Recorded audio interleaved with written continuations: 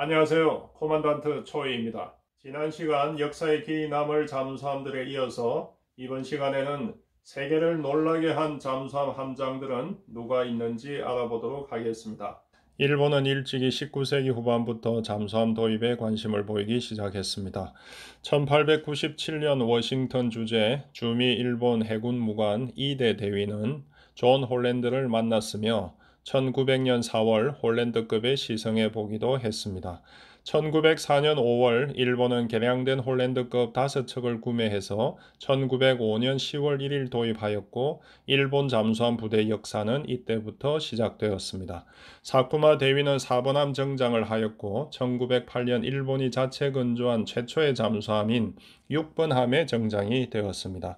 하지만 이 6번함은 1910년 4월 15일 히로시마만에서 단독 항해 중 실종되었습니다. 4월 17일 인양에 성공해서 함내에 진입한 구조요원들은 깜짝 놀라고 말았습니다. 성조원 14명 중 정장을 포함한 12명이 모두 자신의 근무지를 이탈하지 않은 자세로 사망하였고 자리를 이탈한 유일한 2명은 파공된 가솔린 파이프 복구 현장에 숨져 있었기 때문이었습니다. 사체를 깨끗한 군복으로 갈아입히던 중 사쿠마 대위의 군복 호주머니에서 수첩을 발견하였는데 이를 보고 사람들은 다시 한번 놀라지 않을 수 없었습니다. 그것은 동서고금을 통해 유례가 없는 대유언서였습니다. 여기에 사쿠마 대위는 침몰의 원인, 침몰 후의 경과, 잠수함 부대 미래에 대한 걱정, 상관으로서 부하에 대한 미안함, 선배들에게 보내는 고별 인사 등을 공기 오염으로 숨이 넘어가기 직전까지 기록해 놓았던 것이었습니다.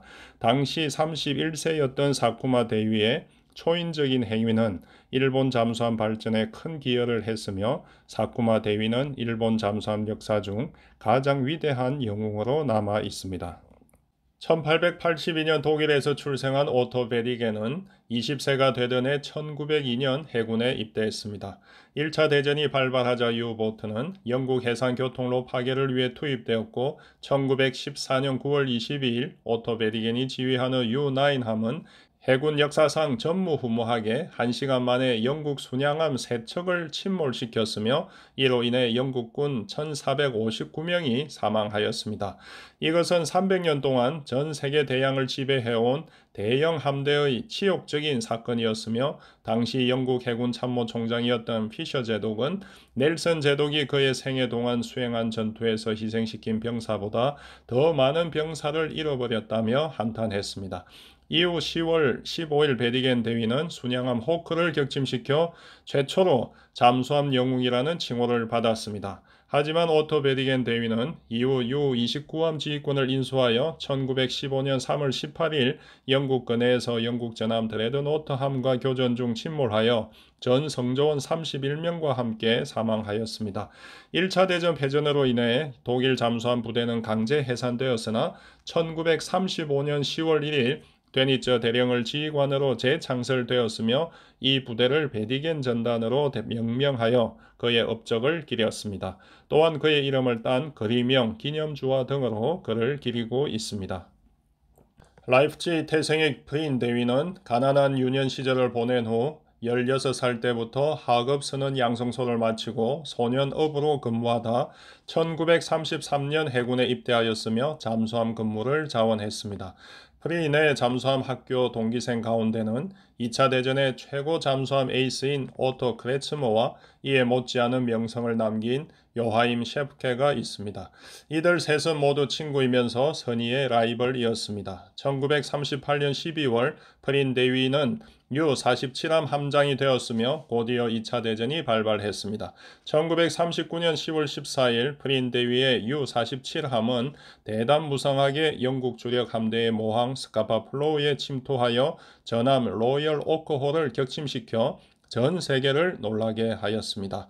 스카파 플로우항은 영국의 군항이기도 했지만 1차 대전 패전 후 79척의 독일 군함들이 무장을 해제당한 채 7개월이나 억류되어 있다가 자침을 하고만 독일인들의 한이 남아있는 곳이었습니다. U-47함이 킬항에 입항할 때 부두에는 해군 참모총장 레드 대장이 환영을 나왔으며 함장 프린 대위와 승조원들은 베를린으로 초청되어 꽃종이를 뿌리며 환호하는 베를린 시민들의 환영을 받은 후 히틀러로부터 직접 기사 철십자장을 수여받았습니다. 스카파 플로우 작전은 독일인들의 사기를 충천시켰고 잠수함의 진가를 전 세계에 인식시켰습니다. 독일의 오토 크레츠머는 2차 대전 시 가장 많은 전과를 올린 잠수함 함장입니다. 그는 U-99 함장으로서 1939년 2차 대전 발발 시부터 1941년 3월까지 채 2년도 되지 않은 기간에 총 47척 27만 4,333톤을 격침시켰습니다. 비슷한 조건에서 다른 함장들과 비교해서 그의 탁월한 전과의 배경에는 그만의 과감한 전술 구사가 있었습니다. 당시의 전술은 잠수함이 경계진 진행 방향 함수에 위치하여 접근하는 표적을 공격하는 것이었지만 크레츠먼은 경계진 접근 시 자망해서 주력체 근처까지 침투한 다음 부상해서 근접 공격 후 다시 자망해서 회피하는 전술을 구사했습니다. 또한 그는 당시 한 척을 격침시키기 위해 세 발의 직주어뢰를 사용하던 기존 방식에서 탈피하여 원 토피도 원쉽, 즉 어뢰 한 발로 표적 한 척이라는 표를 걸고 지휘를 하였습니다. 또한 송신을 하지 않아 사일런트 오토라는 별명을 얻기도 했습니다. 1941년 3월 17일 영국 호송 선단과의 교전 중 포로가 되어 영국과 캐나다의 포로 수용소에서 수용되어 있다가 1947년 12월에 귀국을 하였습니다. 1953년부터 독일 해군 재창설준비위원으로 활동하였고 1955년 독일군 재창설 후 해육상 보직을 거쳐 나토군 해군 참모부장의 직책을 수행하다 1970년 9월 해군 준장으로 전역을 했습니다. 막스 홀트는 영국 해군의 영웅이자 위대한 잠수함 요원으로 평가받고 있습니다. 1898년 해군에 입대한 그는 1차 대전 발발 시 800톤급 잠수함인 E9의 함장이었으며 1914년 독일 경순양함 헬라함 600야드까지 접근하여 어뢰 두 발로 격침시킴으로써 영국에서 적함을 격침시킨 최초의 잠수함 함장이 되었습니다. 그의 근접 공격 전술은 성공을 거듭하여 독일 구축함 S-116함도 격침시켰으며 31살 때 훈장을 받고 중령으로 진급했습니다. 이 나인함 지휘 시 발틱해에 서외된 독일 간 철강 해상 수송로를 차단하는데 큰 역할을 하여 독일인들은 그곳을 홀튼해의 발틱이라고 부를 정도였습니다. 1915년 대형 잠수함 J6함의 함장이 되어 푸켓까지 작전하였으며 이어 M1의 초대 함장이 되었습니다. 1차 대전 종료 후 2차 대전 개전 전까지 해육상 지휘관 및 참모를 역임하였으며 중장으로 진급하여 대기함대 사령관 직책을 수행하였고 1940년 대장으로 진급하였습니다. 유보트의 위협으로 영국의 운명이 경각에 달하자 1942년 11월 윈스턴 처칠은 그가 서척 접근군 사령관 임무를 수행해 줄 것을 개인적으로 요청하였습니다.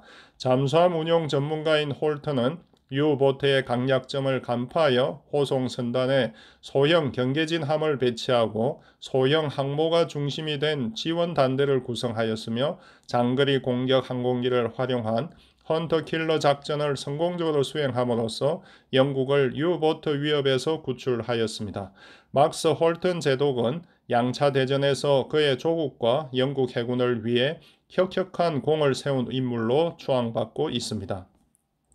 모치스라 하시모토는 일본 잠수함 I-58 함장으로 종전 직전 미 순양한 인디아나폴리스함을 격침시켜 미국인들을 경악시켰습니다. 1909년 교토에서 8남매 중 막내 아들로 태어난 그는 부유하지 못한 가정 환경 탓에 1927년 일본 해군사관학교에 입학하여 1931년에 임관, 1934년부터 잠수함 근무를 시작했습니다. 인디아나폴리스함 침몰에 대한 미국인들의 충격이 얼마나 컸는지는 당시 함장 맥베이의 과실 여부에 대한 최종 재판이 침몰 후 55년 후인 2000년 10월 31일에 워싱턴에서 열린 사실만으로도 알 수 있습니다. 히로시마에 투하될 원자폭탄 수송 임무를 마치고 1945년 7월 30일 필리핀으로 가던 인디아나폴리스함은 일본 잠수함 I-58이 쏜 어뢰 6발 중 2발을 맞아 12분 만에 침몰하였습니다. 1196명 생존 중 약 300명이 현장에서 숨지고 약 900명이 조난당했으나 5일간 해상에 표류하면서 탈수 현상과 상어 공격 등으로 인해 최종 생존자는 317명에 불과했습니다. 미 해군은 침몰에 대한 과실을 생존한 함장에게 돌려 법정 공방으로 이어갔습니다. 2차 대전에서 미국은 수백 척의 함선을 잃었지만 침몰된 배의 함장이 과실 문제로 법정에 서기는 맥베이 함장이 유일했습니다. 사실 대잠 위험 구역에서 호송 세력 없이 단독 항해를 지시한 미 해군의 지휘부에 문제가 있었지만 미 해군 검찰은 맥베이가 단독 항해를 하면서도 적절한 전술적 기동, 즉 지그재그 항해를 제대로 하지 않은 과실이 있다며 맞섰습니다. 맥베이는 1968년 해군 군법회의 기간 중 죄책감으로 인해 권총 자살하였습니다.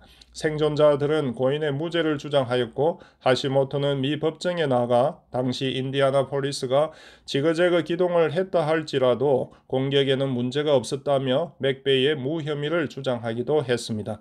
결국 맥베이는 무죄로 판결되었습니다. 하시모토는 2000년 10월 25일 91세로 도쿄에서 사망하였습니다. 1911년 인도 캘커타에서 출생한 왕클린 소령은 2차 대전 중 영국 잠수함의 영웅입니다. 잠수함 업홀더함을 지휘하여 1941년 1월부터 1942년 4월까지 16개월 동안 지중해에 전개하면서 총 24회 출동 중 22척의 적함을 격침시킴으로써 영국 잠수함의 저력을 과시했습니다. 그는 주로 이태리 해군에 대응하여 구축함 2척, 잠수함 3척, 수상함 3척, 수송선 10척, 유조선 2척, 트롤선 1척 등 총 12만 8,353톤을 격침시켰습니다. 2차 대전 중 최초로 빅토리아 십자 훈장을 수여받은 반클린 소령은 1942년 4월 14일 그의 25번째 출동에서 이태리 호송 선당 공격 중 호송 군함의 폭래 공격에 의해 배와 함께 사망했습니다.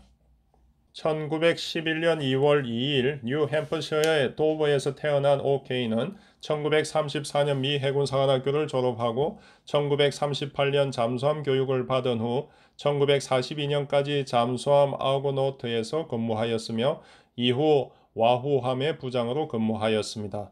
와후함에서 몰턴 함장과 함께 혁혁한 공을 세운 오케이는 1943년 8월 탱함 함장으로 부임해서 1944년 1월 8일 하와이에 도착한 이후 5차례 출동해서 총 31척 22만 7천 톤을 격침시키고 2척의 손상을 입혔습니다. 이는 미 해군 잠수함 역사상 최고의 전과입니다. 1944년 9월 24일 5번째 출동에서 그는 13척의 적 함선을 격침시켰으며 10월 25일 일본의 대규모 경계진과의 치열한 수상전에서 마지막 남은 어뢰 2발을 수송선에 발사하였습니다. 첫 번째 어뢰는 표적에 명중하였지만 두 번째 어뢰는 부메랑이 되어 탱함에 다시 돌아와 긴급 최대 속력으로 회피 시도에도 불구하고 한미부에 명중되고 말았습니다.